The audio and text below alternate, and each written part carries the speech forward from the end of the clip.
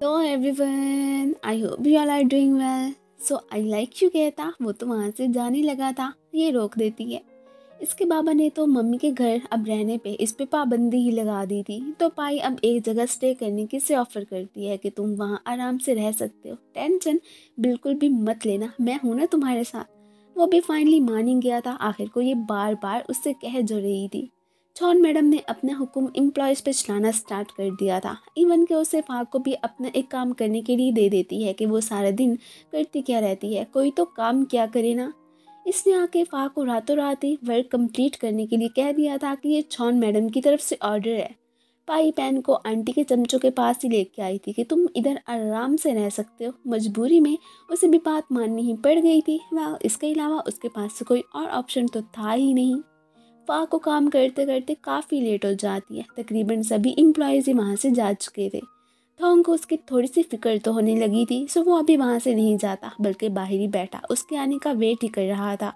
फा जो कि डिनर करने के लिए बाहर जा रही थी, अचानक दो आवारा लड़के उस पर अटैक ही कर देते हैं। बेचारी को उन्होंने काफ़ी ज़ख्मी कर दिया था। थोंग को देखते ही वो तो फिर वहाँ से भाग ही गए थे। इसे अब फा की बहुत ही टेंशन होने लगती है कि पता नहीं इस बेचारी के साथ क्या हो गया। और ऐसा किसी और ने नहीं बल्कि जॉन मैडम ने ही करवाया था।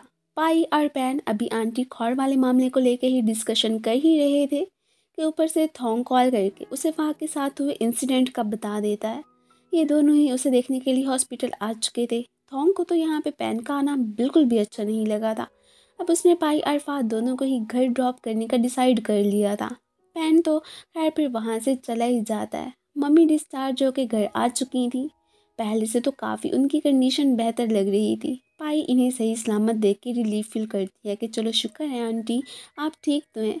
वो इनसे पैन की बात करना तो चाह रही थी पर थोंग नहीं करने देता कि नहीं अभी नहीं, बाद में कर लेना ना, अभी उनकी कंडीशन ठीक नहीं है। ये भी फिर चुप कर जाती है। नेक्स्ट डे उसे फाइनली मौका मिल ही गया था। आंटी तो कहती हैं कि मुझे विश्वास है पैन ने वैसा कुछ नहीं किया था, पर उसके डैड कोई भी बात सुनने को तैयार ही नहीं है। पता नहीं आखिर उन्हें क्या मसला है।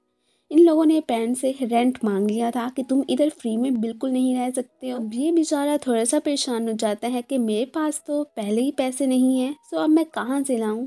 जिनसे भी नहीं मांग सकता था कि मैं खुद क्यों अब दूसरों को अपने लिए टेंशन दूं, सो इसलिए वो उसकी कॉल तक पिक नहीं करता। अब बाद में इन दोनों चेलों को स्टार लगाता देख के वो फिर इनकी हेल्प करने आ चुका था कि मैं भी तुम लोगों के साथ यहाँ पे ये सारी चीज़ें बेचूंगा।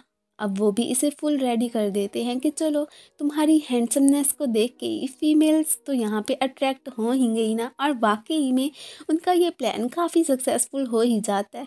अगले दिन इतना कुछ होने के बावजूद भी काम करने के लिए कंपनी आ चुकी थी। यहाँ पे अचानक किसी से टकराने से इसका हैंड फिर से जख्मी हो गया था। ये सब जो कि थोंग देख चुका होता है, इसे लेता डॉक्टर को ही दिखाने जाने लगा था। अब ये सब देख के एम्प्लॉयज़ को तो गॉसिप करने का मौका ही मिल जाता है। पैन की वजह से इनका कारोबार तो खूब चमक गया था। बाद में जैसे ही पाई से जॉन की मुलाकात होती है तो वो उससे पैन का ही पूछने लगी थी कि तुम्हें तो ज़रूर पता होगा कि वो कहाँ पे है, पर वो नहीं बताती कि खुद ही पता चला लो, मुझे नहीं मालूम। कॉल करके फिर उसकी बात फाइनली पैन से हो ही गई थी। वो तो इसी बात से ही खुश हो जाती है कि चलो इसने मेरी कॉल तो पिक की। ये दोनों इधर हॉस्पिटल आ ही चुके थे। एम्प्लॉयज़ को फा और थोंग की बातें करते सुन के इसे तो बहुत ही ज़्यादा गुस्सा आता है कि उसे आखिर हॉस्पिटल लेके जाने वाला थोंग कौन होता है। इसे पता चलता है कि फा की आई साइट तो अचानक ही जाने वाली है। ये उसे लेके बहुत ही ज़्यादा परेशान हो गया था। खैर ये तो जस्ट मिसअंडरस्टैंडिंग ही थी और कुछ नहीं। अब ये सब सुन के ना तभी वो रिलीफ फील करता है कि चलो शुक्र है ऐसा कुछ नहीं है। तभी इसे छौन कॉल करके ऑफिस आने को कहती है कि यहाँ पे एक मीटिंग है, सो जल्दी से जल्दी पहुँचो। जितने दिन आंटी खौर नहीं आने वाली थी तब तक उनकी जगह डैड ने अंकल को ही दे दी थी। ये तो चाहते भी यही थे। इनका ये प्लान था कि बस पैन और खौर कभी भी ऑफिस ना ही आए और ये तब तक डैड को जितना लूट सकते हैं उतना ही लूट लें। इनका इरादा उनकी सारी मनी हथियाने का था। पाई फिर डैड से पैन की बात करने आ चुकी थी कि आप उसे ऑफिस बुला लें, मुझे पता है उसने आंटी खौर के साथ कुछ नहीं किया था, बल्कि आप समझ ले कि मैंने ही किया था। डैड भी अब फिर उसकी बातें सुन के कह देते हैं कि ठीक है, उसे कहना अब अगर खुद को प्रूव करके वो कंपनी वापस आना चाहता है ना तो आ जाए।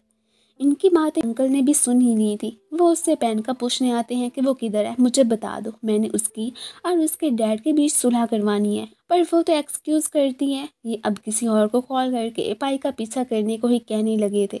इन्हीं हर हाल में पेन को कंपनी नहीं आने देना था। पाई के पीछे पीछे वो स्ट्रेंजर यहाँ पे आ ही चुका था, जिसे कि अंकल ने भेजा था। इसका इरादा आज अंकल के कहने पे ही पेन को मारने का था। इसे उस हुलिये में यहाँ पे देख के ये तो एकदम सरप्राइज रह जाती है। वो अब इसे कंपनी आने का कहती वापस घर ही आने लगी थी कि तुम्हारे डैड ने इजाज़त दे दी है। दोनों यहाँ पे अभी उसी मसले को लेके बातें कर ही रहे थे कि तभी इससे पहले कि वो बंदा इसे शूट करता, किसी के बताने पे दोनों ही यहाँ पे चुकन्ना हो जाते और उसके शूट करने से पहले ही ये दोनों तो वहाँ से बच गए थे। चलो, अंकल का ये प्लान तो बैडली फेल ही हो चुका था। वेल, अब ये साहब तो वहाँ से भाग जाते हैं। सो उन दोनों को पता ही नहीं चलता कि आखिर ये कौन था। पाई हैरान कि मेरे आने का सिर्फ डैड या अंकल को पता था, तो और कौन हो सकता है इसे हमें मरवाने के लिए भेजने वाला। आखिर को तुम्हारे इतने ज़्यादा दुश्मन कैसे हो सकते हैं, ये खुद सरप्राइज था। बाप बेटी इन दोनों को एक प्रोजेक्ट में इन्वेस्टमेंट करने के लिए ही कह रहे थे, जो कि बहुत सारी मनी थी। इससे पहले कि डैड यहाँ पे हाँ करते, क्योंकि उन्हें इनका आइडिया अच्छा लगा था। ऊपर से पेन की एंट्री हो चुकी होती है। सो फिलहाल के लिए इन्हें तो अपनी बात बीच में ही रोकनी पड़ गई थी। डैड तो इसके आने पे बहुत ज़्यादा खुश होते हैं। बाकी सब तो खैर वहाँ से जा चुके थे। अब जाहिर है बाकी इस पे ट्रस्ट कर रहे थे, तो वो क्यों ना करते। आखिर को वो एक अच्छे बाप जो थे, ये भी तो उनसे बहुत लव करता था। चाहे वो लाख डांटते, उन्हें निराश करना इसे बिल्कुल भी अच्छा नहीं लगा था। सो आज से ही इसने फिर से कंपनी ज्वाइन करने का फैसला कर लिया था। डैड को एक पार्सल मिलता है। उस भेजने वाले से इनकी बहुत पुरानी बुरी यादें ही जुड़ी थी। अब आखिर को क्या मामला था और वो पर्सन कौन है, उसके बारे में हमें बाद में ही पता चलेगा। अंकल तो चापलूसी करने से यहाँ पे भी बाज नहीं आते। वो खुद हैरान थे कि आखिर ये पार्सल किसने भेजा है। पाई तो पेन को ऑफिस में देख के बहुत ही ज़्यादा खुश होती है। अब इन्हें साथ में देख के छौन गुस्सा, फिर से उसकी तबीयत यहाँ पे बहुत ही ज़्यादा ख़राब होने लगी थी। जेलिसी, गुस्सा, डिप्रेशन सब कुछ इसे खाई जा रहा था। बाद में अपनी फिक्र करते देख के आंटी को तो अब यकीन ही हो गया था कि इसने मेरे साथ वो नहीं किया था। ठीक है, ये मुंह पे बहुत ही बुरे बुरे अल्फाज बोलता है। वेल, किसी के पीठ के पीछे इतना बुरा करने का सोच भी नहीं सकता। पाई को आज थोड़ा थोड़ा फीवर होता है। उसके रूम में आने पे ये बात पेन को भी पता चल ही गई थी। वो इसे मेडिसिन लेने को कहता है, पर वो नहीं मानती कि मुझे सोना है। अब नींद भी उसे बिल्कुल आ ही नहीं रही थी। वो जितनी कोशिश करती बट नाकाम। तो ये उसे स्टोरी पढ़ के सुनाने लगा था कि बचपन में मेरी मम्मी भी मुझे बिल्कुल ऐसे ही सुनाया करती थी। मैं भी बिल्कुल तुम्हारी तरह ज़िद किया करता था।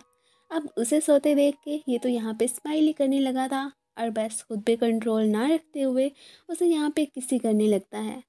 और इसी के साथ ही ये पार्ट ख़त्म हो जाता है। Thank you for watching.